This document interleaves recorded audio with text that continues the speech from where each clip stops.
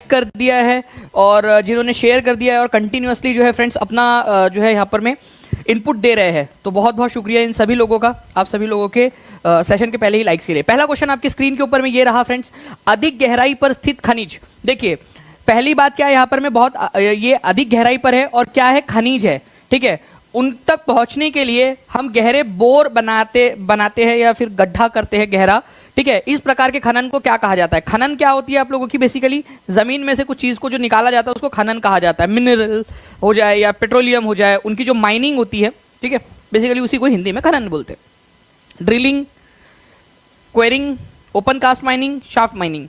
तो देखिए इनमें से अगर मैं बात करूं ना, इन चारों में से, तो ये दो ऐसे हैं जिनको बहुत अधिक गहराई तक खोदा जाता है, ड्रिलिंग को और शाफ्ट माइनिंग को, इन दोनों को। लेकिन जो प्रवेधन है, ड्रिलिंग, इससे निकलता है आपका पेट्रोलियम। ठीक है, पेट्रोलियम जो प्रोडक्ट है वो निकलते हैं, पेट्रोलियम प्रोडक्ट्स। और शाफ्ट माइनिंग जो होती है ये भी बहुत अधिक गहराई तक जाती है, कुपकी खनन जिसको कहते हैं, इससे निकलते हैं आप लोगों के खनिज। ठीक है, खनिज इससे निकाले जाते हैं अधिक गहराई में जाकर, तो ये फर्क है। तो ड्रिलिंग से क्या निकाला जाता है, चलो जल्दी जल्दी से लिखो सभी लोग। दो चीजें जो बहुत गहराई तक जाकर हम लोग निकालते हैं चीजों को, गहराई में, जमीन में गहराई तक जाकर चीजों को निकालते हैं, एक है ड्रिलिंग और एक है शाफ्ट माइनिंग। ड्रिलिंग से क्या होता है, आपका पेट्रोलियम प्रोडक्ट्स निकलते हैं आपके, ठीक है, और शाफ्ट माइनिंग से खनिज निकाले जाते हैं आप लोगों के, जो सोना चांदी, ठीक है, च्यवनप्राश आप लोगों का, ठीक है, जोक अपार्ट। तो सोना चांदी, तांबा और जो मिनरल्स वगैरह, जो बाकी की और सारी चीज़ें आप लोगों का, माइका हो जाए, ये सब आप लोगों का जो मिनरल्स है, अगर बहुत अधिक गहराई में जाकर निकाल रहे हो आप लोग, अगर अधिक गहराई से जाकर निकाल रहे हो तो आप लोगों का उसको शाफ्ट माइनिंग कहेंगे। ठीक है, तो देखिए फ्रेंड्स, मिनरल्स को निकालने के बहुत सारे अलग अलग तरीके हैं आप लोगों के, माइनिंग, ठीक है, जिसमें ओपन कास्ट माइनिंग आ जाती है आप लोगों की। बस ऐसे ऊपर से जो है आप लोगों ने ऐसा बड़ा सा, ऐसा बड़े इलाके को खोद डाला आप लोगों ने, ठीक है, इसको ऐसा खोद दिया, थोड़ा छोटा, थोड़ा सा ज़्यादा गहरा नहीं, 100 मीटर तक ही आप लोग गए और बस खनिज निकाल लिया आपने। ठीक है, शाफ्ट माइनिंग में बहुत अधिक गहराई तक जाते हो आप लोग। क्वेरिंग के अंदर में क्या होता है, बस हल्का हल्का सा खोद दिया जाता है, सिंपली डग आउट, इसका एक शब्द है, साधारणतः खोद कर निकालना, बस ऐसा हल्का हल्का सा खोद दिया, ऐसे हटा दिया, मिट्टी मिट्टी, आपको वो मिल गया अंदर में खनिज। क्वेरिंग, खनन, आखनन बोलते हैं उसको। ठीक है, चलिए कोई नहीं। देखिए ओपन कास्ट माइनिंग के अंदर में क्या होता है फ्रेंड्स, कि आप लोगों का जो है वो बहुत ज़्यादा, आप बहुत अधिक गहराई में नहीं जाते हो, शैलो डेप्थ होती है, मतलब डेप्थ जो है वो बहुत ज़्यादा अधिक नहीं होती है। ठीक है, पृष्ठीय सतह जो होती है उसको हटाकर आप लोग, मतलब थोड़ा सा 100 मीटर खोद दिया और आपको मिनरल्स मिल गए। शाफ्ट माइनिंग में बहुत अंदर तक जाना पड़ता है आपको, ग्रेट डेप्थ तक जाना पड़ता है, अधिक गहराई तक जाना पड़ता है कुपकी खनन के अंदर में, लेकिन इससे मिलेगा आपको खनिज। अगर आप लोगों को जो है फ्रेंड्स पेट्रोलियम प्रोडक्ट या नेचुरल गैस चाहिए तो आप बहुत अंदर तक खोदोगे और इसको कहा जाता है ड्रिलिंग। बस सिंपल सी बात है, जो बात साफ बात। ठीक है, समझ में आ गया आप लोगों को ये चीज़? ओके, लक्ष्मी गुप्ता जी, ठीक है, आपका जो है ना चश्मे का नंबर कितना है? ठीक है, थोड़ा सा चेक करवा लीजिए, मैंने तो अपने तो करवा लिया था, आप भी चेक करवा लो एक बार। अब क्या क्या बच गए आप लोगों के?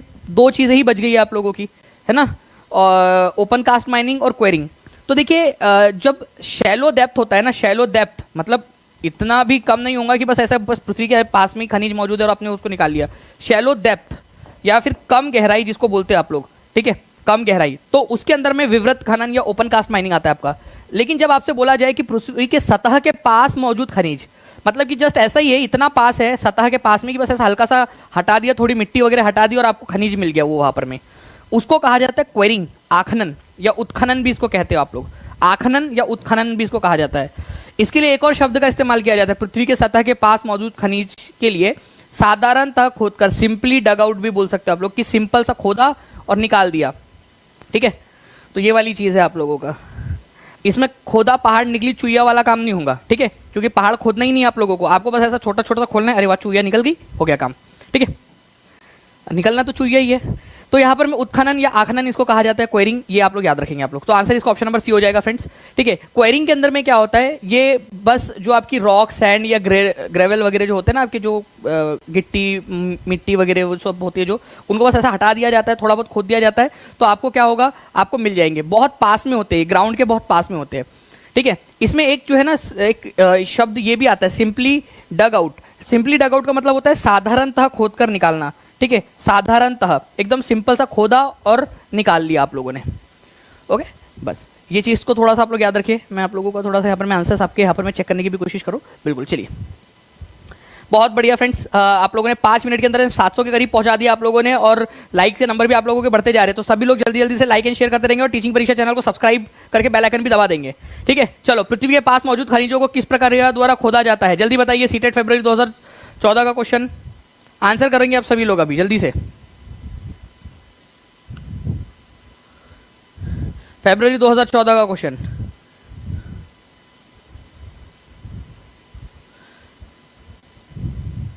ठीक है। तो आप लोगों ने यहां पर मैं अभी जो क्वेश्चन देखा ये था फरवरी 2016 का, ठीक है। तो इसका आंसर भी था क्वेरिंग, पृथ्वी के सतह के पास मौजूद था, ठीक है। तो अभी यहां पर मैं देखिए फरवरी 2014 में जो क्वेश्चन पूछा गया था उसमें भी क्या है, सतह के पास मौजूद, फिर से सतह के पास मौजूद है, ठीक है, पास ही पास है ये। तो भाई क्वेरिंग होगा आप लोगों का आंसर, खत्म हो गई बात, है ना, क्वेरिंग आंसर हो जाएगा। उत्खनन या आखनन भी इसको कहा जाता है, उत्खनन भी इसी को कहते हैं, आखनन भी इसी को कहते हैं। तो answer is option number A, पृथ्वी के सतह के पास है या सिंपली डग आउट है, ठीक है। एक क्वेश्चन और है, मैं टीम से रिक्वेस्ट करूंगा कि उस क्वेश्चन को भी डाल दिया जाए जिसमें सिंपली डग आउट एक शब्द का इस्तेमाल किया गया है, तो वो भी क्वेश्चन आप यहाँ पर में डाल सकते हो। चलिए फ्रेंड्स, सीटेट आपका सोशल साइंस के अंदर में 22 दिसंबर 2021 को पूछा गया प्रश्न, ठीक है।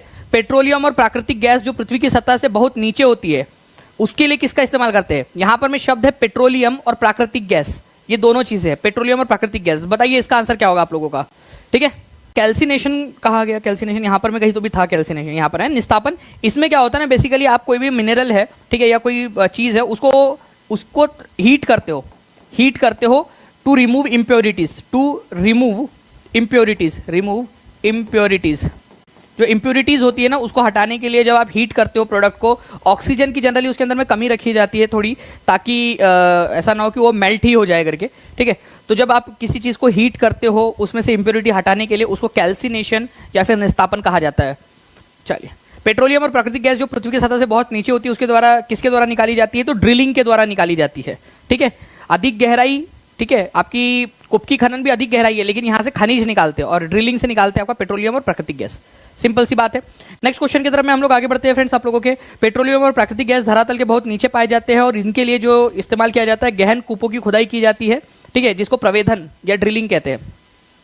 अब चलिए ये बताइए आप लोग, इसका आंसर आपने लगा डाला तो आपकी लाइफ झिंगा लाला।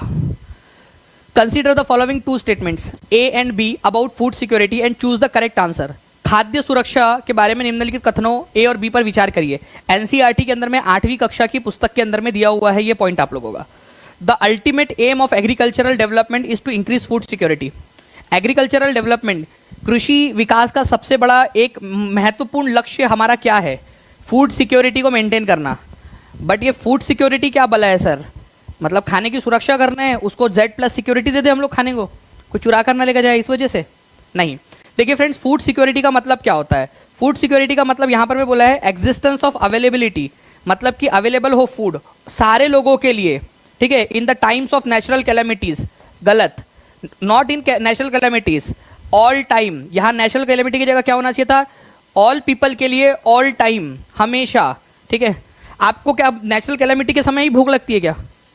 कितने लोग हैं जिनको रोज भूख लगती? आप लोगों में से कितने लोग हैं, हाथ ऊपर करके बता दें, कितने लोग हैं जिन लोगों को रोज भूख लगती है? इंसान लोग जितने भी होंगे उन लोगों को लगती होंगी भूख, है ना, नॉर्मल लोगों को। तो हाथ ऊपर कर भी रहे सब लोग, बढ़िया है, ठीक है। तो आप लोगों को भूख लगती है रोज, चलिए। तो भाई खाना भी रोज चाहिए आपको, ऐसा तो है नहीं कि भाई खाना सिर्फ आपको उसी समय में अवेलेबल रहे जब समय आप लोगों को नेचुरल कैलेमिटी या फिर भूकंप आ जाए या बाढ़ आ जाए उस समय में। तो हर फूड सिक्योरिटी का मतलब होता है अवेलेबिलिटी होना फूड की सभी लोगों के लिए सभी समय, और पौष्टिक खाना अवेलेबल होना, ठीक है, पौष्टिक खाना अवेलेबल होना। तो आप लोगों का ना ये पहला वाला बिल्कुल सही है। देखो, एग्रीकल्चर का डेवलपमेंट इसलिए करना है क्योंकि हमको फूड सिक्योरिटी को मेंटेन करना है, फूड सिक्योरिटी होनी चाहिए। लेकिन फूड सिक्योरिटी का अल्टीमेट एम भी क्या है? फूड सिक्योरिटी मतलब हर समय सभी के लिए पौष्टिक खाना अवेलेबल होना, ठीक है। तो ये दूसरा वाला गलत है, केवल नेचुरल कैलेमिटी नहीं है वो। तो आंसर होगा यहाँ पर मैं आप लोगों का A is true, B is false, ठीक है। तो आप लोगों का आंसर इज ऑप्शन नंबर, ठीक है, यहाँ पर में सी हो जाएगा आप लोगों का, यहाँ पर में ये याद रखेंगे आप लोग, C is the correct answer, ठीक है, C is the correct answer आपका। Both A and B are false नहीं। अल्टीमेट एम जो है एग्रीकल्चर डेवलपमेंट का फूड सिक्योरिटी को बढ़ाना ही होता है आप लोगों का, ठीक है। तो आप लोगों को क्या करना है, एफर्ट्स करने हैं कि फार्म प्रोडक्शन बढ़े आप लोगों का, ठीक है, पॉपुलेशन बढ़ रही है, और जब आप कृषि का विकास करोगे तो फूड सिक्योरिटी को आप लोगों को बढ़ाना है, ठीक है, फूड सिक्योरिटी को बढ़ाना है आप लोगों ने, ठीक है। The ultimate aim of agricultural development is to increase food security. ये आप देखिए क्या आप जानते में दिया हुआ है, डू यू नो के अंदर में, खाद्य सुरक्षा तभी बनी रहती है जब सभी व्यक्तियों को क्रियाशील और स्वस्थ जीवन जीने के लिए आहार की आवश्यकता को प्राथमिकता के आधार पर हर समय पर्याप्त, सुरक्षित और पौष्टिक खाद्य उपलब्ध कराने की सुविधा आप लोग करते हो, उसको फूड सिक्योरिटी कहा जाता है, ठीक है, खाद्य सुरक्षा। पृथ्वी की अंतरतम परत मुख्य रूप से किससे बनी होती है? कंसेप्चुअल अंडरस्टैंडिंग होगी तो आप लोग कर पाओगे। इसीलिए मैं आप लोगों से कह रहा हूं फ्रेंड्स कि आप लोग जितना ज्यादा रिस्पॉन्स करोगे उतना ज्यादा मैं एक्टिव रहूंगा, ठीक है। आप जैसे कि आप लोगों को पता है कि फूड सिक्योरिटी चाहिए, ठीक है, तो यहां पर मैं जल्दी जल्दी से बताइए, यहां पर मैं एक व्यक्ति है जो अपने जो है यहां पर मैं अपने परिवार का, अपने माता पिता के जो है ना उसका परिचय दे रहा है कि उनके तुम्हारा मतलब तुम्हारे माता पिता के संस्कार तुम कमेंट में आके शेयर करते हो, ठीक है, कि किस तरीके से तुमको सिखाया जाता है घर के अंदर में तुम्हारे, ठीक है, बढ़िया है। और बताना घर पे अपने, कौन था वो जो भी था, ठीक है, बताना अपने पापा को, अपने मम्मी को, या जिसने भी तुमको सिखाई ये सारी चीज़ें कि तुम उसका प्रदर्शन करते हो करके जाके, ठीक है। मतलब उनको एहसास होना चाहिए ना कि उन्होंने जो सिखाया है आपको, जैसी उनकी सोच है वो आपके अंदर डालिए, तो आप उसका समाज को दूषित करने में भी करते हो उसका इस्तेमाल। Inner most layer of earth mainly made up of, पृथ्वी की अंतरतम परत मुख्य रूप से किससे बनी होती है? देखिए सबसे अंदरूनी परत की अगर हम लोग बात करें यहाँ पर में, ठीक है, तो सबसे अंदरूनी परत की बात करेंगे तो सबसे पहले आपको सबसे बाहरी परत को भी देखना पड़ेगा। सबसे बाहरी परत जो है जिसपे हम लोग खड़े रहते हैं, ठीक है, जिसपे हम लोग खड़े रहते हैं उसको कहा जाता है क्रस्ट, ठीक है, क्रस्ट आप लोगों की। तो क्रस्ट किस चीज से बनी हुई है आप लोगों की, ये आप लोगों को याद रखना है। फिर है आप लोगों का यहाँ पर में मेंटल, बीच वाला, और जो सबसे अंदरूनी होता है उसको बोलते हैं कोर। जो कोर है आपका, ठीक है, चाहे वो बाहरी कोर हो चाहे अंदरूनी कोर हो, लेकिन ये जो कोर है ये आप लोगों का बना होता है नीफे से। किससे बना हुआ होता है? नी फे, ठीक है। नी का मतलब है निकेल और एफी का मतलब होता है फेरस, आयरन, ठीक है, फेरस आप लोगों का, ये चीज आप लोगों ने याद रखनी है, फेरस। तो नी फे, निकेल और फेरस, निकेल और आयरन, ये आप लोगों ने याद रखना है, ये आप लोगों का इंपॉर्टेंट है, इस एग्जाम के अंदर में आप लोगों से पूछा जा सकता है यहाँ पर में, ठीक है, ओके। तो ये चीज आप लोगों ने याद रखनी, निकेल और आयरन, निकेल और फेरस। तो answer is option number D, ये याद रखना है, अंदरूनी क्रोड आपका और ये बाहरी क्रोड, ये है आपके इनर मोस्ट लेयर। तो अंदरूनी लेयर आप लोगों की निकेल और फेरस से बनी हुई है। कोर की बात करेंगे आप लोग, इनर मोस्ट लेयर जो है आप लोगों की, ठीक है, पृथ्वी का करीब 15% वॉल्यूम जो है वो कोर के अंदर में बना हुआ है आप लोगों का, अंदरूनी भाग से बना हुआ है, मतलब 15% वॉल्यूम जो है यहाँ पर में आपका, और नीफे भी इसको कहा जाता है। यहाँ पर में क्या है आपका, यहाँ पर में उच्च तापमान होता है और उच्च दबाव होता है, ये याद रखेंगे आप सभी लोग, सब उच्च तापमान और उच्च दबाव यहाँ पर में आप लोगों का मौजूद होता है, ठीक है, ये याद रखेंगे आप सभी लोग। चलो नाउ फ्रेंड्स, अब देखिए यहाँ पर में अगर आप लोगों से ये क्वेश्चन आ जाए जो दिसंबर 2018 में पूछा था, आपको ये बताना है कि भाई अंदर से बाहर की तरफ में क्या, कैसे जोड़ी लगाओगे आप लोग, बताओ, ठीक है। तो आपको आंतरिक से बाहरी की तरफ में लगाना है। यहाँ पर मैं क्वेश्चन में क्या बोला है, आंतरिक से बाहरी परत की तरफ में लगाना है, आंतरिक से बाहरी परत की तरफ में।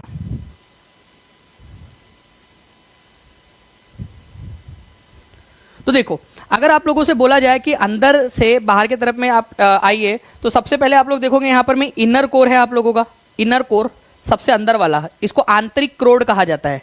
फिर है आपका आउटर कोर, इन दोनों को मिलाकर कोर भी बोला जाता है। अगर सिंपल भाषा में हम लोग बात करें तो ये दोनों मिलाकर आपके कोर बन जाएंगे, कोर, इनर और आउटर कोर मिलाकर कोर, ठीक है, या क्रोड भी इसको आप लोग कह सकते हो हिंदी में, क्रोड, ठीक है, हिंदी में इसको क्रोड कहा जाता है, कोर या क्रोड। अब बाहर आएंगे तो यहां पर में आप लोगों का है मेंटल, ठीक है, मेंटल, और यहां सबसे बाहर में जिस पर हम लोग खड़े हैं वो है आप लोगों का क्रस्ट, ठीक है, जैसे इसको परपटी भी कहा जाता है। तो अब आप लोग जो है यहाँ पर में एक बार अपने मन से आंसर लगाने की कोशिश करिए, जल्दी जल्दी से बताओ, जल्दी जल्दी से इस पर्टिकुलर क्वेश्चन का आंसर क्या होगा,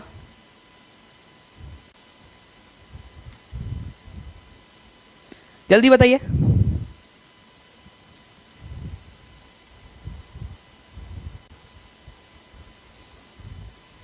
आपने ही सीटेट क्लियर करवाया, प्लीज़ एमपीटेट वर्क 2 भी एसएसटी क्लियर करवा दीजिए। मोनिका हडाऊ जी, इसमें आपकी भी बहुत ज़्यादा मेहनत थी, आपने भी बहुत ज़्यादा अच्छे से पढ़ाई की होगी, ठीक है, अदरवाइज़ आपका बहुत बहुत शुक्रिया, आप क्रेडिट दे रहे हो।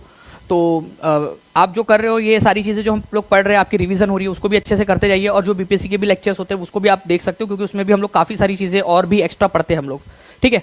तो inner core, outer core, mental और क्रस्ट, ये थोड़ा सा आप लोगों ने याद रखना है। नेक्स्ट क्वेश्चन की तरफ हम लोग आगे बढ़ते हैं। लोकसभा में कितने सदस्यों को नामांकित किया जा सकता है? अब देखिए ये जुलाई 2013 का क्वेश्चन था आपका, ठीक है, जुलाई 2013 का। लेकिन मैं चाहूंगा कि अब आप लोगों को प्रेजेंट कंडीशन के अनुसार इसका आंसर करना है, ठीक है। आंसर आप लोग प्रेजेंट कंडीशन के अनुसार करोगे आंसर, ठीक है, अकॉर्डिंग टू, ठीक है, according to present situation, present, ठीक है, जो कंडीशन है उसके अनुसार आप लोगों ने आंसर करना है, प्रेजेंट कंडीशन के आधार पर। चाहे ये क्वेश्चन आप लोगों का 2013 का, क्योंकि अब जो आएगा क्वेश्चन वो आप लोगों का अब नए वाले जो है उसके ऊपर में पूछा जाएगा आपसे, ठीक है। तो पहले क्या होता था कि लोकसभा में 2 एंग्लो इंडियन लोगों को नामांकित किया जाता था, बट अब आंसर हो जाएगा ऑप्शन नंबर ए, नन या 0, ठीक है। अब आंसर आप लोगों का जो है वो 0 हो जाएगा, या 0, जो भी आप लोग लिखना चाहो वैसे, क्योंकि पहले करते थे, लेकिन 2019 से ये जो प्रक्रिया है 2 लोगों को लोकसभा में नामांकित करने की, वो बंद कर दी गई है, ठीक है, बंद कर दी गई है। तो कभी भी अगर आप लोग पुराने पेपर्स देखोगे तो उसमें 2 आंसर जो होता है ना, तो वो गलत नहीं है, वो उस समय के हिसाब से सही था। बट अब ये क्वेश्चन जब भी आएगा तो आप लोगों को नन लगाना है आंसर, और ये आता भी है नन मतलब 0। अभी किसी को भी नॉमिनेट नहीं किया जाता लोकसभा में। राज्यसभा में 12 लोगों को मनोनीत करते, लेकिन लोकसभा में अब 0 हो गया है, ठीक है। ये आप लोगों को याद रखेंगे आप लोग। तो A is the correct answer, none हो जाएगा। तो maximum number of nominated members of Lok Sabha is now 0। अब किसी को नॉमिनेट नहीं करते। लोकसभा में कितने सदस्य मनोनीत होते हैं और निर्वाचित नहीं होते? देखिए अब 2019 में आया है क्वेश्चन फिर से। अब बताओ आप क्या आंसर होगा। 2019 में तो चेंज हो गया था। अब क्या आंसर माना एग्जामिनर ने? अब आंसर उसने माना बिल्कुल डी, ठीक है, यहां पर मैं, क्योंकि डी आंसर हो चुका था उस समय तक, तो मतलब अभी भी क्वेश्चन पूछे जा रहे हैं इस पर आधारित आप लोगों के, ठीक है। चलिए, भारतीय संसद पर कथन ए और बी पर विचार करिए। जुलाई 2019 का क्वेश्चन है आप लोगों का। 2 कथन आप लोगों को दिए गए हैं, स्टेटमेंट टाइप क्वेश्चन है। बताइए जल्दी से इसका आंसर क्या होगा, जल्दी जल्दी से। 1000 के करीब आप लोग यहाँ पर मैं पहुंच चुके हो फ्रेंड। जल्दी से सेशन को लाइक एंड शेयर भी करते रहेंगे जितने भी लोग देख रहे हैं, ताकि इसी तरीके से हम और भी एनर्जेटिक सेशंस करते रहे। देखिए, भारतीय संसद पर ए और बी पर विचार करें। A political party that has any number of members in Lok Sabha can form a government. मतलब उसके पास कितने भी नंबर ऑफ मेंबर हो वो सरकार बना सकती है। एनी नंबर, ठीक है, कितने भी सदस्य हो, कितनी भी संख्या हो, सरकार बना सकती है। लोकसभा, राज्यसभा और राष्ट्रपति जो है वो संसद के पार्ट होते हैं। अब आप बात को समझो यहाँ पर में, अगर किसी को सरकार बनानी है ना लोकसभा के अंदर में, उसके पास में बहुमत होना जरूरी है लोकसभा में, ठीक है। लोकसभा में बहुमत होना जरूरी है। और बहुमत कितना है हमारे यहाँ पर में आज, ठीक है, 272, कम से कम 272 बहुमत होना जरूरी है। और बहुमत कितना है हमारे यहाँ पर में आज, ठीक है, 272, कम से कम 272 सीट होनी चाहिए सरकार बनाने के लिए। बट यहाँ क्या बोला है, एनी नंबर, जो कि गलत है आपका। एनी नंबर नहीं, मेजोरिटी होनी चाहिए, बहुमत होना चाहिए। तो यहाँ पहला वाला गलत है। और लोकसभा, राज्यसभा और राष्ट्रपति मिलकर एक संसद बनाते, मतलब संसद के पार्ट क्या है, एक तो लोकसभा है हमारी संसद का पार्ट, राज्यसभा संसद का पार्ट है, और राष्ट्रपति भी संसद का ही भाग माना जाता है। संसद की 3 भाग है, और ये बहुत फेमस क्वेश्चन है। लोकसभा, राज्यसभा और संसद जो है, राष्ट्रपति जो है संसद के भाग है आपके। तो answer is option number B, only B is correct. जुलाई 2019 का एक्चुअल क्वेश्चन है आपका, ठीक है। चलिए, तो B is the correct answer. तो कोलिशन गवर्नमेंट का मतलब क्या होता है? कोलिशन गवर्नमेंट का मतलब, अब आप लोगों ने समझ लिया कि किसी पार्टी के पास में 272 जो है संख्या होना जरूरी है। लेकिन कई बार क्या होता है कि किसी के भी पास में उतनी संख्या नहीं होती जितनी चाहिए सरकार बनाने के लिए, मतलब बहुमत नहीं होता। तो उस केस के अंदर में क्या होता है कि पावर शेयरिंग की जाती है 2 या 2 से ज़्यादा पार्टीज के द्वारा, ठीक है। मतलब कि इलेक्शन से पहले अगर कोई, इलेक्शन के बाद में अगर किसी को भी मेजोरिटी नहीं मिली, बहुमत नहीं मिला, तो वो क्या करते हैं, पावर शेयरिंग करते हैं, मतलब 7 आ जाते हैं। फॉर एग्जाम्पल 272 सीट चाहिए फॉर एग्जाम्पल।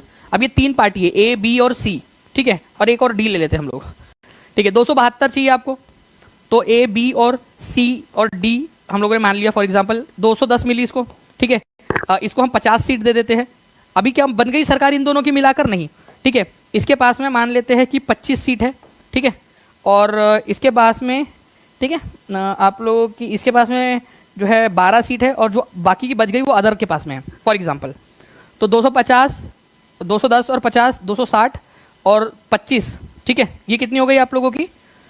60, ये 25 आप लोगों की 285 हो गई। या तो ये तीनों मिलकर बना सकते ए बी सी। अगर बी सी बोलता है कि मैं सरकार में शामिल नहीं होना चाहता, ठीक है, तो ये 210 और 50 260 हो गए और 12 272, तो ये ए बी और डी मिलकर भी सरकार बना सकते हैं। तो इस तरीके से जो पावर शेयरिंग की जाती है, अगर किसी को मेजोरिटी ना मिले उसको गठबंधन की सरकार बोलते हैं। कोई गठबंधन की सरकार का एग्जाम्पल है क्या आप लोगों के पास में? कोई एक आध एग्जाम्पल आप लोगों के पास जो गठबंधन सरकार का हो, कहीं किसी राज्य में चल रही हो, ठीक है, तो बता देंगे जल्दी से कमेंट करके, ताकि आपकी जनरल नॉलेज भी चेक हो जाए। आंध्र क्षेत्र में वंदे मातरम आंदोलन को क्या कहा जाता था? एक्चुअली में फ्रेंड्स ये क्वेश्चन थोड़ा सा उल्टा हो गया था। आप लोगों से क्वेश्चन ये होना चाहिए था कि जो स्वदेशी आंदोलन था उसको आंध्र क्षेत्र में क्या कहा जाता था, ठीक है, तो वंदे मातरम आंदोलन कहते थे उसको, वंदे मातरम आंदोलन। हुआ यूँ था कि 1905 में बंगाल का बंटवारा हो गया हमारे भारत में। यहाँ पर में जो बंगाल प्रांत था, बड़ा सा था, उसको 2 भाग में बांट दिया था अंग्रेज़ों ने लॉर्ड कर्जन के समय।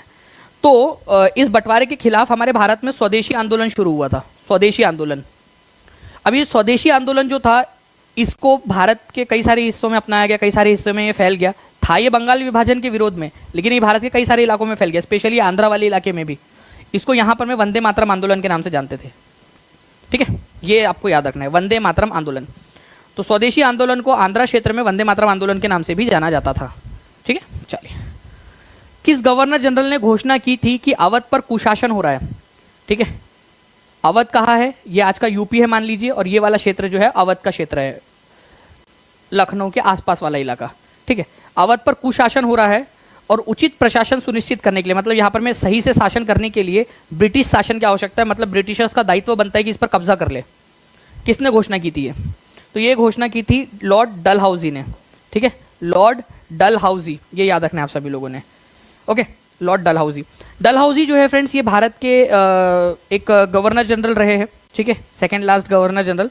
इन्होंने डॉक्ट्राइन ऑफ जो है यहाँ पर में आप लोगों का डॉक्ट्राइन ऑफ लेब्स जो है आप लोगों का, वो भी इन्होंने यहाँ पर में किया था, जिसके अंदर में उन्होंने कहा कि भाई अगर किसी भी यहाँ पर में एक ऐसा राजा है जिसके पास में खुद का बेटा नहीं है, खुद का पर्सनल प्राइवेट बेटा, तो उसका राज्य जो है वो अंग्रेज हड़प लेंगे। दूसरा जो है फ्रेंड्स, उन्होंने अवध के साथ में क्या किया? अवध के साथ में उन्होंने ये किया कि अवध पर आरोप लगाया कि वो शासन सही से नहीं कर रहा है, कुशासन चल रहा है वहाँ पर में, ठीक है। तो उसको सुनिश्चित करने के लिए आपका उस पर कब्जा करने की ज़रूरत है, और उन्होंने कब्जा कर भी लिया। ये बात है 1856 की, ठीक है, 1856 की बात है ये, 1856 में, ठीक है। चलिए, तो 1856 के अंदर में गवर्नर जनरल डलहौजी ने मिस गवर्नमेंट के आरोप में अवध के ऊपर में कब्जा करवा लिया। अच्छा देखिए, 1824 के अंदर में सिपाहियों ने ईस्ट इंडिया कंपनी के लिए लड़ने के लिए समुद्री मार्ग से किस स्थान पर जाने से इनकार कर दिया था, जिसकी वजह से उनको बाद में बहुत ज़्यादा जो है पनिशमेंट वगैरह भी दी गई थी। तो 1824 में सिपाहियों ने ईस्ट इंडिया कंपनी के लिए लड़ने के लिए समुद्री मार्ग से, ठीक है, बर्मा जाने के लिए मना कर दिया था। एक्चुअली फ्रेंड्स, दिक्कत क्या थी कि हमारे भारतीय लोगों के मन में ये मिसकंसेप्शन था कि अगर उन्होंने समुद्र को क्रॉस किया, ठीक है, समुद्र को क्रॉस किया, तो जैसे ये हमारा मैप में से ये उड़ गया, वैसे ही उनकी जाति भी उड़ जाएंगी, ठीक है, मतलब कि उनकी जाति खत्म हो जाएगी। तो हमारे भारत के अंदर में समुद्र पार करना सही माना नहीं जाता था। तो जब समुद्र के रास्ते से बर्मा पर अटैक करने के लिए बोला गया, तो 1824 में हमारे भारतीय सिपाहियों ने मना कर दिया, जिसकी वजह से उनको बहुत ज़्यादा पनिशमेंट दी गई थी। तो कहाँ जाने से मना कर दिया था उन्होंने? बर्मा जाने से। बर्मा को ही आज आप लोग म्यांमार के नाम से जानते हो, म्यांमार के नाम से भी आप लोग जानते हो आज, ठीक है, ये याद रखना है आप सभी लोगों ने, ओके। चलिए आगे बढ़ते हैं हम लोग friends. B is the correct answer. तो 1824 में बर्मा जाने से मना कर दिया था, बाद में उनको बैडली पनिश भी किया गया, क्योंकि ऐसा मानते थे कि अगर आपने समुद्र क्रॉस किया तो आपका रिलीजन, जाति और धर्म दोनों खत्म हो जाएंगे, ठीक है, आप खो दोगे उसको, ठीक है। तो वो लड़की कितना ज़्यादा प्यार करती थी उससे, उस लड़के से, जिसको उसने वो कहा था कि 7 समंदर पार में तेरे पीछे पीछे आ गई। बेचारी ने 7 बार अपना धर्म छोड़ दिया, 7 बार अपनी जाति छोड़ दी। 7 समंदर पार में तेरे पीछे पीछे आ गई, मतलब खत्म हो गई उसकी जाति, अगर वो उस समय में होती तो। चलो, how lucky man he was. चलिए यहाँ पर मैं देखिए फ्रेंड्स, फरवरी 2016 के अंदर में निम्नलिखित में से कौन सी वायुमंडलीय परत रेडियो प्रसारण में मदद करती है? रेडियो प्रसारण के अंदर में मदद करती है। जल्दी जल्दी से आंसर करते जाएंगे आप सभी लोग। और अगर आप लोगों को ऐसे ही फ्रेंड्स एनर्जेटिक तरीके से पढ़ना है तो आप सेशन को लाइक एंड शेयर भी करते रह सकते हो, और जल्दी जल्दी से टीचिंग परीक्षा चैनल को सब्सक्राइब करके बेल आइकन भी दबा दीजिए। रेडियो प्रसारण में मदद करती है, तो तो हमारी जो वायुमंडल की परत है, ये हम लोग, हमारी दुनिया है, ठीक है, हम लोग यहाँ पर में पढ़ते हैं, उसमें से आप लोगों की जो थर्मोस्फियर है, ठीक है, थर्मोस्फियर, ठीक है, चौथे नंबर की, इसके अंदर में एक और लेयर है आयनोस्फियर। थर्मोस्फियर का एक और पार्ट है, ठीक है, आयनोस्फियर। आयनोस्फियर जो है, इससे क्या होता है कि ये आपने मान लो कि कोई रेडियो तरंगों को ऊपर में भेजा, उससे टकराएंगी, ठीक है, 1 2 3, ठीक है, इसके अंदर में से ये ऐसा मान लेते हैं यहाँ पर में चौथी वाली लेयर है, इससे टकरा के ये वापस आ जाएंगी आयनोस्फियर इससे। तो वो आयनोस्फियर किसका पार्ट है? थर्मोस्फियर। थर्मोस्फियर को ही तापमंडल भी कहते हैं, बाह्य वायुमंडल बोलो या इसको मध्यमंडल भी कहते हैं, ये है थर्मोस्फियर। तो यहाँ से रेडियो तरंगों को भेजा, टुक, यहाँ से जाके टकरा के वो वापस आएंगे, ठीक है, रेडियो की वेव्स, थर्मोस्फियर, ठीक है। बाह्य वायुमंडल या जिसको तापमंडल भी कहा जाता है, तापमंडल, ठीक है। चलिए, ओके, अच्छा चलिए मैं आप लोगों से एक सवाल पूछता हूँ, जो एक इंपॉर्टेंट वाला सवाल है कि जैसे जैसे हम पृथ्वी की सतह से दूर जाते हैं या एटमॉस्फेयर की लेयर में ऊपर की तरफ में जाते हैं, हवा की जो घनत्व है या डेंसिटी है वो कम होती है या ज़्यादा होती है? कम होती जाती है या बढ़ती जाती है? हवा की डेंसिटी, ठीक है, डेंसिटी, घनत्व, हवा की मात्रा कम होगी या बढ़ेगी, ये आप लोग बताइए जल्दी से। एक क्वेश्चन है आप लोगों का, ज्योग्राफी के बुक में दिया हुआ है, निम्नलिखित में से जो वस्तु विनिमय पद्धति है उसकी सही विशेषता बताइए। क्लास का इंतजार रहता है सर आपकी, चलो थैंक यू वेरी मच। कम होती जाएंगी, घटती जाएंगी, क्यों? क्योंकि जो हमारी पृथ्वी की सतह है वहां पर में ज़्यादा गैसेस है, जैसे जैसे ऊपर जाते हो आप हवा की मात्रा जो है कम होती जाती है। जब सबसे ऊपर वाली लेयर में जाओगे तो बहुत कम हवा यहाँ पर में मौजूद है, और वो भी केवल हल्की वाली गैस, जो भारी गैसेस है वो सारी नीचे की तरफ में। वस्तु विनिमय पद्धति की सही विशेषता कौन सी आपकी? इसके अंदर में क्या होता है कि गुड्स जो है आप लोगों के एक्सचेंज होते हैं बिना किसी मनी के। यह एक ऐसा व्यापार है जिसमें माल के उपयोग के साथ माल का आदान प्रदान किया जाता है। एक्सचेंज ऑफ थिंग्स ईजियर, वो आसान बना देता है। It is expensive and time consuming process, ठीक है। It is a trade in which goods are exchange without the use of money. तो आंसर इज ऑप्शन नंबर, ठीक है। गुड्स को उपयोग करना नहीं होता, ये एक्सचेंज करना है आप लोगों का बेसिकली, ठीक है। It is a trade in which goods are exchange without the use of money. B में दिया है with the use of money बोल रहा है, वो हमारा बार्टर सिस्टम नहीं, वो आज का हमारा नॉर्मल वाला सिस्टम है। वस्तु विनिमय पद्धति में क्या होता है, ठीक है, तुम मुझे खून दो मैं तुम्हें आज़ादी दूंगा, ठीक है, कोई पैसे का आदान प्रदान ही नहीं हुआ। यहाँ पर में देखिए आप लोग, एक ये व्यक्ति है, इसके पास में ऑरेंज है, इसके पास में बनाना है, तो इसने क्या किया, यहाँ पर में इसको अपना ऑरेंजेस दे दिए और इसने जो बनाना है इसको दे दिए, तो दोनों ने अदला बदली कर ली अपने सामान की। तो इससे क्या हो गया कि बिना किसी धन के मध्यस्थता के वस्तुओं का आदान प्रदान हो गया। लेकिन फ्रेंड दिक्कत क्या है यहाँ पर में कि अब आपके पास में मुर्गा है, आपको डॉक्टर ने नॉनवेज खाने से मना कर दिया, आपको ऐसा इंसान ढूंढना पड़ेगा जिसको मुर्गा खा चाहिए, और इस इंसान को भी ऐसा व्यक्ति ढूंढना पड़ेगा जिसको अपने फ्रूट्स देकर इससे मुर्गा ले सके। तो ढूंढना, कोइंसिडेंस ऑफ नीड, ठीक है, ये बहुत ज़रूरी हो जाता है बार्टर सिस्टम में, ये इसकी कमी है। तो ये थोड़ा सा दिक्कत वाला काम है ये। एक क्वेश्चन जो काफ़ी सारे शिफ्ट में आ चुका है आप लोगों का, वेद समाज जो है आप लोगों का मद्रास के अंदर में, ठीक है, किससे इंस्पायर होकर बना था? जल्दी से बताइए आप सभी लोग।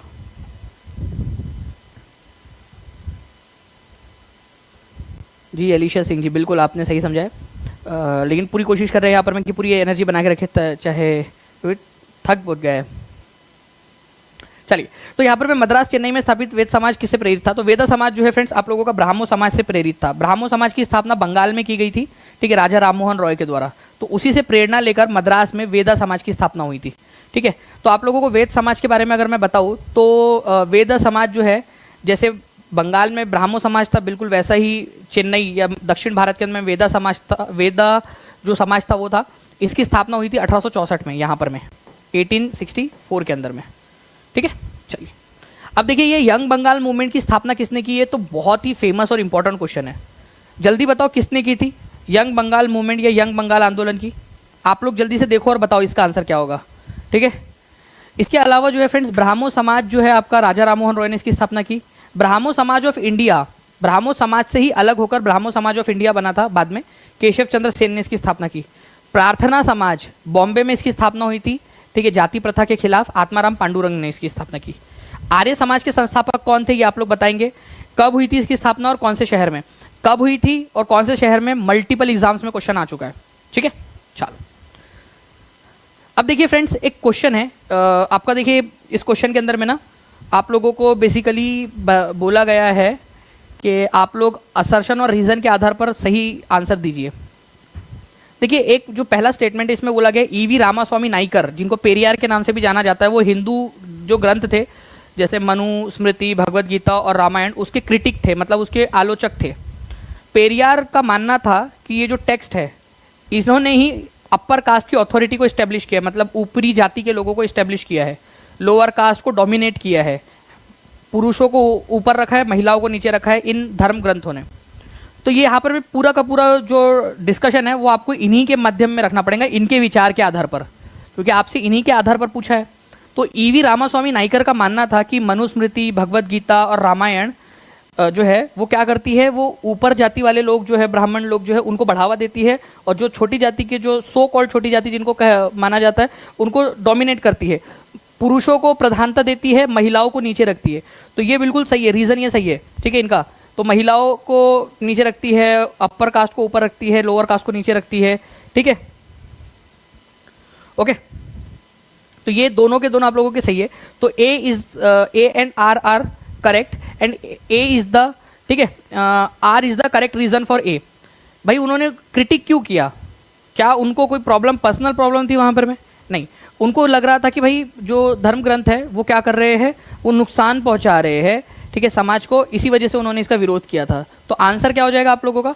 आंसर हो जाएगा आप लोगों का, ठीक है, both A and R are true, ठीक है, and R is the correct explanation of A. R जो है वो ए को एक्सप्लेन करता है कि क्यों उन्होंने विरोध किया, क्रिटिक किया, विरोध किया या आलोचना की, तो क्यों की, तो कारण आप लोगों को यहाँ पर मैं बता दिया गया है उसका नीचे में आर के अंदर में। तो ये थोड़ा सा आप लोग इसको देख लीजिएगा अच्छे से, ठीक है। तो स्टेटमेंट और एक्सप्लेनेशन वाले टाइप का भी क्वेश्चन हम लोगों ने यहाँ पर मैं देख लिया, मैंने आपको बता दिया कैसे करना है आप लोगों ने, ठीक है। चलिए, ज्योति कुमारी पूरे लाइक भी कर दीजिए सभी लोग। तो चलो ज्योति की बात मान लो सभी लोग जल्दी जल्दी से। निम्नलिखित में से किस भाषा में केसरी समाचार पत्र प्रकाशित होता था और कौन निकालता था ये केसरी नाम का? DSSB के अंदर में भी बहुत बार आ चुका है ये क्वेश्चन, ठीक है। केसरी, केसरी जो समाचार पत्र था फ्रेंड्स, ये याद रखना है आप लोगों ने, ये आपका प्रकाशित होता था मराठी भाषा में, ठीक है। बाल गंगाधर तिलक जो है वो इसको निकालते थे, वो इसके एडिटर थे, बाल गंगाधर तिलक, ठीक है, मराठी भाषा में इसको निकालते थे। इनका एक और न्यूज़पेपर था मराठा नाम से, वो इंग्लिश भाषा में हुआ करता था, लेकिन जो केसरी था वो मराठी भाषा में था, ये भी याद रखेंगे आप सभी लोग। तो आंसर इस पर्टिकुलर क्वेश्चन में आ जाएगा मराठी भाषा। ये देखिए केसरी भाषा का जो अखबार, केसरी जो है मराठी भाषा का अखबार, कब इन्होंने निकाला था? 1881 के अंदर में। तो केसरी और मराठा दोनों ही उन्होंने समाचार पत्र 1881 के अंदर में 1881 में स्थापित किए थे, ठीक है। बाकी और भी कुछ है। बंगाल गैजेट हमारे भारत का पहला न्यूज़पेपर कौन सा था?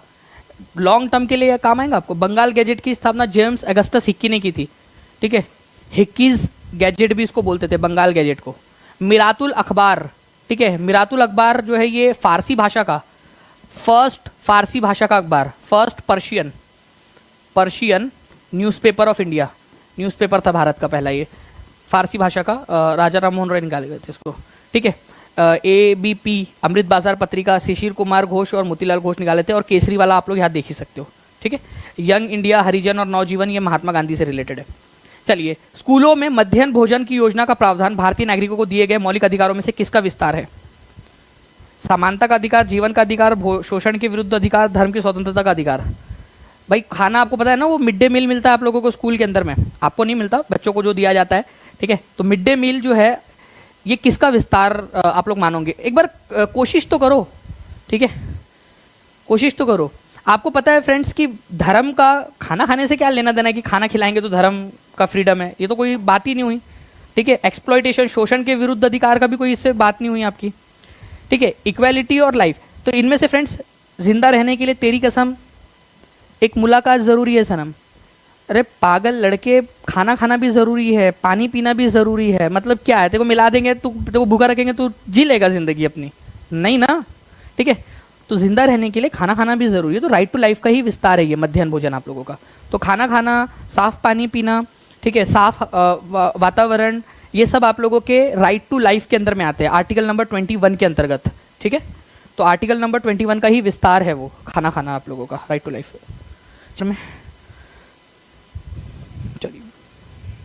1995 के अंदर में स्टार्ट हुई थी ये योजना। अब देखिए फ्रेंड्स, एनसीईआरटी के 8वीं क्लास की हिस्ट्री की बुक पर आधारित ये क्वेश्चन आपका। जल्दी बताइए इस पर्टिकुलर क्वेश्चन का आंसर क्या होगा। और जितने भी लोग देखें जल्दी से सेशन को लाइक एंड शेयर करते रहेंगे, जल्दी जल्दी से लाइक भी करते रहेंगे और चैनल को सब्सक्राइब करके बेल आइकन जरूर दबा दीजिए। देखिए सातारा, संबलपुर, नागपुर, उदयपुर, बताना है कि इसको कब कब जो है हड़पा गया हड़प की नीति के तहत। देखिए डॉक्ट्राइन ऑफ लैप्स करके एक सिद्धांत था, अभी मैंने आपको बताया किसने लाया था। डॉक्ट्राइन ऑफ लैप्स, व्यापगत का सिद्धांत या हड़प की नीति, लॉर्ड डलहौजी ने लेकर आए थे। लॉर्ड डलहौजी ने सबसे पहले जो राज्य को हड़पा था ये बोलकर कि आपके पास में अपना खुद का बेटा नहीं है, अगर आपका खुद का बेटा है तो ही आप उसको अपना राज्य सौंप सकते हो, गोद लेकर या अपने भाई वगैरह के बेटे को नहीं दे सकते। तो सातारा को सबसे पहले हड़पा गया था 1848 में। तो एक ही जोड़ी 1 के साथ लगेंगी, यहाँ पर में है, यहाँ पर में है, तो ये आपका एलिमिनेट हो गए दोनों के दोनों, ठीक है। तो 2 ही आपके पास में ऑप्शन है अभी, ठीक है। संबलपुर, नागपुर, उदयपुर, ये भी आप लोग देख लीजिए जल्दी जल्दी से कि किसको कब कब जो है यहाँ पर में हड़पा गया। तो सातारा के बाद में अगर यहाँ से बात करो तो संबलपुर की बारी आती है आप लोगों की 1850 में, ठीक है, 1850 में। ओके, तो बी की जोड़ी लगेंगी 3 के साथ में, तो यहाँ बी की जोड़ी 3 के साथ इधर लगी हुई है। सी जो है आप लोगों का नागपुर को हड़पा गया था 1853 के अंदर में, ठीक है। और जो उदयपुर है, ये उदयपुर आप लोगों का वो उदयपुर नहीं है, ठीक है, जो आपका बेसिकली आप लोग जो समझते हो ना राजस्थान वाला, वो वाला नहीं है ये, ठीक है। ये वाला उदयपुर जो है ये आपका अलग है, ओके, ये अलग उदयपुर है आपका। ये आज का जो छत्तीसगढ़ वाला इलाका है वहाँ पर में एक उदयपुर रियासत और हुआ करती थी, उसको हड़पा गया था, ठीक है, 1852 के अंदर में। तो डी की जोड़ी 4 के साथ लगेंगी, तो answer is option number D, ठीक है। तो D is the correct answer, okay. चलिए, तो व्यापगत का सिद्धांत जो है फ्रेंड्स ये याद रखेंगे आप लोग। सातारा को हड़पा गया था 1848 के अंदर में, संबलपुर को 1850 के अंदर में, उदयपुर जो है आपका 1852 में। ये उदयपुर ये वाला मैप में भी देखिए यहाँ पर में गलत दिखाया गया है, वो जो मैप नेट के ऊपर में अवेलेबल है। मैं आपको बता दूं एक्चुअल में वो आज का जो छत्तीसगढ़ वाला इलाका है ना, यहाँ पर में उदयपुर रियासत थी आपकी, उसकी बात हो रही है वो। तो वो नाम दोनों के सेम थे तो कंफ्यूज हो जाते कई सारे लोग। नागपुर को 1853 में, झांसी को 1854 के अंदर में, ठीक है, हड़प लिया गया था जस्ट बिकॉज क्योंकि उनके पास में वारिस नहीं था। क्या बोला है यहाँ पर में, निम्नलिखित में से कौन सा कथन मणिमेखलाई महाकाव्य की विषय के बारे में सही है, ठीक है। मणिमेखलाई कौन है, ये मणिमेखलाई क्या चीज़ है, क्या बला है। तो मणिमेखलाई के बारे में अगर मैं बात करूँ फ्रेंड्स, तो एक ये महाकाव्य आप लोगों का, पहले बुक आई थी सिलप्पदिकारम, सिलप्पदिकारम, ठीक है। इसमें क्या हुआ, लॉ ट्रायंगल था, लॉ ट्रायंगल, ठीक है। लॉ ट्रायंगल कैसे था यहाँ पर मैं आपको दिखा देता हूँ, जस्ट अ सेकेंड, ठीक है। देखिए क्या था कि यहाँ पर में एक व्यक्ति है, ठीक है, जिसका नाम है, ठीक है, कोवलन, कोवलन, ठीक है। उसकी वाइफ का नाम है कन्नगी, मस्त पैकी दोनों की शादी हो गई, ठीक है। कोवलवी की ट्रायंगल की कहानी है, ये सिलप्पदिकारम में दी गई है आपको। वो पूरी कहानी है अलग, वो कभी आपको बाद में सुनाऊंगा। लेकिन जब कोवलन और कन्नगी, कोवलन क्या करता है, कन्नगी को छोड़कर माधवी के पास में चला जाता है कुछ दिनों के लिए, उसको छोड़ देता है, ठीक है। बेचारी कन्नगी जो है बैठा बैठा उसका इंतजार करती रहती है, ठीक है, कि आएंगे पिया जी आएंगे करके। तो कोवलन और कन्नगी माधवी के साथ में रहता है, फिर बाद में कोवलन वापस आ जाता है अपनी पत्नी के पास में। बट फिर कहानी जो है बाद में स्टार्ट होती है आपकी मणिमेखलाई में, फिर से मणिमेखलाई, मणिमेखलाई, मेखलाई। इसमें क्या होता है, ये लिखी थी इलांगो ने, इलांगो ने बस इतना ही लिखा कि कन्नगी के पास में आ गया, फिर बाद में कोवलन की मृत्यु हो गई वगैरह वगैरह, वो अलग है बात, ठीक है। पुहर में कोवलन की मृत्यु हो जाती है। मणिमेखलाई जो है ये सत्यनार ने लिखी है, सत्यनार ने। उन्होंने क्या किया, एक और इमेजिनेशन की। उन्होंने बोला कि भाई देखो तुम लोगों को पता नहीं है, ये जो कोवलन था ना ये इतना शरीफ नहीं था जितना आप लोगों को दिख रहा है वो, ठीक है। ये कोवलन इतना शरीफ नहीं था। कोवलन जब माधवी के पास में था तो उन लोगों की एक बेटी हुई थी। तो मणिमेखलाई के अंदर में कोवलन और माधवी की बेटी की कहानी दी गई है। कोवलन और माधवी, माधवी कौन थी, वो नृत्यांगनी थी माधवी, जिसके प्यार में पड़ गया था हमारा भाई कोवलन।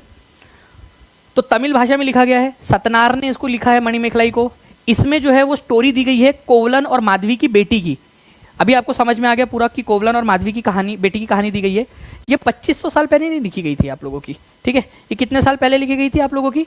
तमिल है ये, ठीक है, याद रखना है आप लोगों ने, करीब 1500 साल पहले इसको लिखा गया था ये, ओके जी। तो मणिमेखलाई सतनार ने लिखी है, कोवलन और माधवी की बेटी की कहानी है इसमें, ठीक है। तो पहले 3 सही है, डी वाला आप लोगों का गलत है। तो आंसर इसका ऑप्शन नंबर हो जाएगा यहाँ पर में ए, ठीक है। इस तरीके से आपका हो जाएगा। पूरे की पूरी स्टोरी मैंने आप लोगों को यहाँ पर मैं अच्छे से एक्सप्लेन कर दिया है इसको, ओके। चलो, अहोम लोग वर्तमान समय के कहाँ से आकर ब्रह्मपुत्र घाटी में आके बस गए थे? एक्चुअली जो है ना, अहोम लोग यहाँ पर में आकर बसे थे, यहाँ ब्रह्मपुत्र वैली के पास में, ठीक है। तो कहाँ से आए थे वो लोग? ऐसा माना जाता है कि ये म्यांमार से आकर यहाँ पर में आकर बस गए थे वो लोग। तो एनसीईआरटी में दिया हुआ है ये, म्यांमार से आकर बसे थे। तो ब्रह्मपुत्र घाटी के पास में आज का जो आसाम है वहाँ पर में आकर बस गए थे, ठीक है, म्यांमार से, ओके। कई जगह पे नेट पे चाइना वगैरह भी दिया, लेकिन एनसीईआरटी में म्यांमार दिया तो हमको एनसीईआरटी के अनुसार ही चलना पड़ेगा ना उसको, इसी वजह से। चलिए, B is the correct answer. अब देखिए, ये बढ़िया क्वेश्चन है, इसका आंसर आप लोग सभी लोग लगाएंगे, जल्दी से पढ़ो इसको। इस पर्टिकुलर क्वेश्चन में बोला गया निम्नलिखित महाद्वीपों को आकार के अवरोही क्रम में लिखिए। दक्षिणी अमेरिका, अफ्रीका, अंटार्कटिका, यूरोप, उत्तरी अमेरिका। सही विकल्प का चुनाव कीजिए।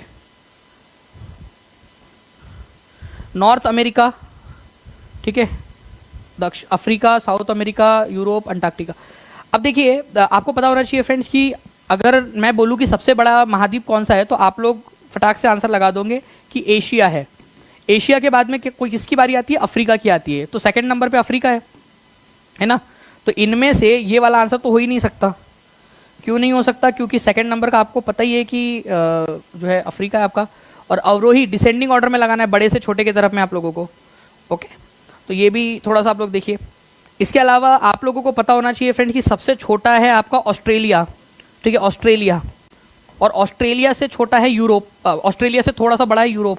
यूरोप सेकंड जो है स्मॉलेस्ट है।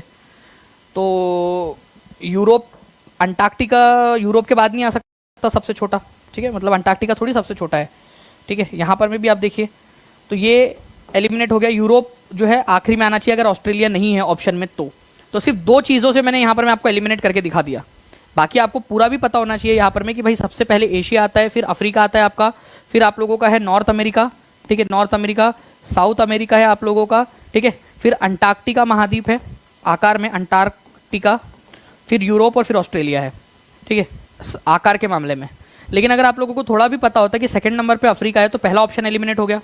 और अगर आपको पता है कि ऑस्ट्रेलिया सबसे छोटा है और उसके बाद में यूरोप, मतलब उससे पहले यूरोप आता है, तो यहाँ पर में भी आप लोग एलिमिनेट कर सकते थे आराम से, क्योंकि ऑस्ट्रेलिया दिया ही नहीं था ऑप्शन में।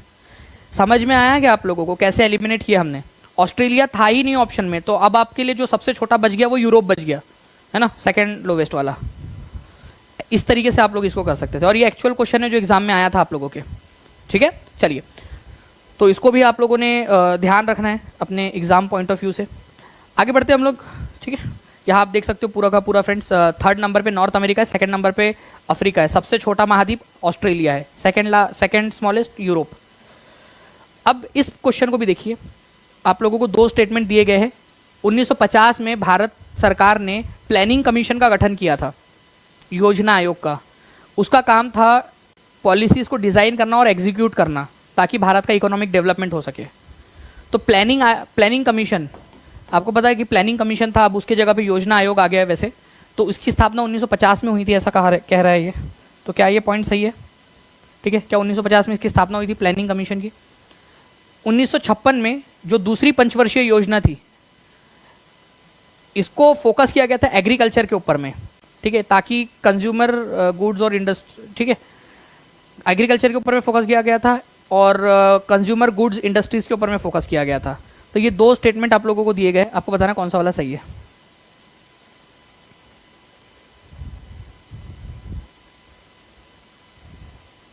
जी, तो देखिए फ्रेंड्स, ये बात बिल्कुल सही है आप लोगों की कि इसकी प्लानिंग कमीशन की स्थापना 1950 में हुई थी। लेकिन जो पंचवर्षीय योजना है, पहली वाली पंचवर्षीय योजना जो थी, फर्स्ट 5 ईयर प्लान, पहली पंचवर्षीय योजना, वो बेस्ड थी एग्रीकल्चर पे। उसमें एग्रीकल्चर के ऊपर में फोकस किया गया था, एग्रीकल्चर पे। तो यहाँ एग्रीकल्चर बोलकर उसने गलत कर दिया उसको, एग्रीकल्चर पे नहीं था फोकस, ठीक है। कृषि पर नहीं था, कृषि के ऊपर में फोकस था पहली पंचवर्षीय योजना में।